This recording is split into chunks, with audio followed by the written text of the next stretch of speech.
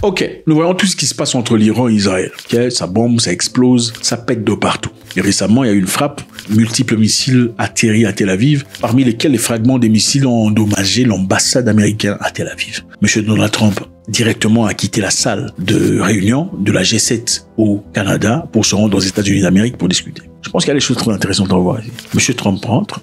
Sera certainement influencé par ce qui s'est passé, va devoir prendre une décision. Vous attaquez Israël, d'accord, mais si ça arrive au point de commencer à toucher nos infrastructures, alors là, ça pose problème. Monsieur Trump, dans son ego surdimensionné, ne va certainement pas laisser passer de telles opportunités si elles se présentaient. Il faudrait pour lui, en tout cas, montrer à sa population qu'il est fort. Par-dessus le marché, il y a la France qui réagit. Il y a monsieur Macron qui dit que si l'Iran frappe Israël, la France va directement s'engager dans cette guerre. En tant que quoi? En tant qu'ami à Israël. Alors la question importante à se poser ici, la France de Macron va s'engager dans la guerre au nom de l'amitié et du partnership. Est-ce une bonne décision ou pas? Je pense qu'il est essentiel de voir parce que même dans la vie de chaque jour, on voit ce genre de situation. Si un ami est en difficulté ou en problème, en guerre, en hostilité avec d'autres entités, réagissez-vous immédiatement en hostilité à l'égard de ces personnes ou pas? Est-ce une forme de loyauté à voir des gens qui sont prêts à rester aveugles à ce que vous faites, mais vous protègent à tous égards, quoi qu'il en soit?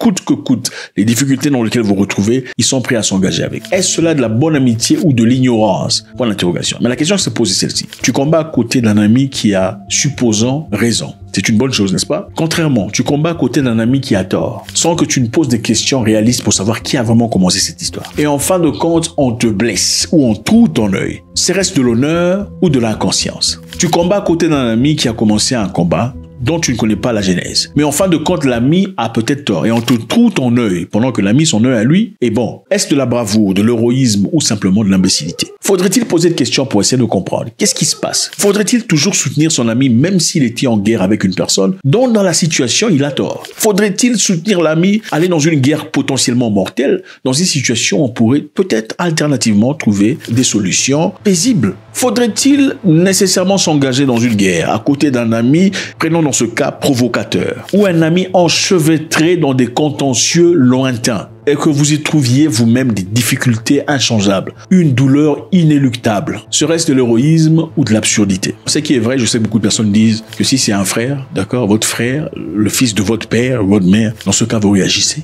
ok, quoi qu'il en soit, dans l'objectif de le protéger d'abord. C'est pas nécessairement dans l'objectif d'être offensif, mais de le protéger d'abord. Et ensuite, essayer de comprendre ce qui s'est passé. Mais quand c'est un ami qui est belliqueux, qui est dérangeur, provocateur, un ami qui commence, qui va toucher la femme d'autrui de manière inappropriée, et la personne sort avec un flingue, vous faites quoi? Vous pointez devant l'ami pour le protéger au nom de l'amitié, même si l'ami a tort. Et vous prenez une balle pour l'ami dans ces conditions-là. Parce que là, évidemment, beaucoup de choses sont dites. Je voudrais sincèrement savoir ce que vous en pensez. Faites-moi savoir. Faudrait-il défendre un ami même s'il est dans le mal? C'est-à-dire, je ne parle pas ici de défendre dans le sens où de protéger l'ami. Je parle ici de s'engager dans une bataille ouverte et peut-être physique, dans des conditions très hostiles, sans avoir compris ce qui s'était passé au préalable. Ou certainement après avoir compris que l'ami était simplement belliqueux, provocateur, feriez-vous la même chose? Ou peut-être choisiriez-vous de calmer les histoires ou de rester neutre dans l'objectif d'apaiser les histoires? Faites-moi savoir ce que vous en pensez.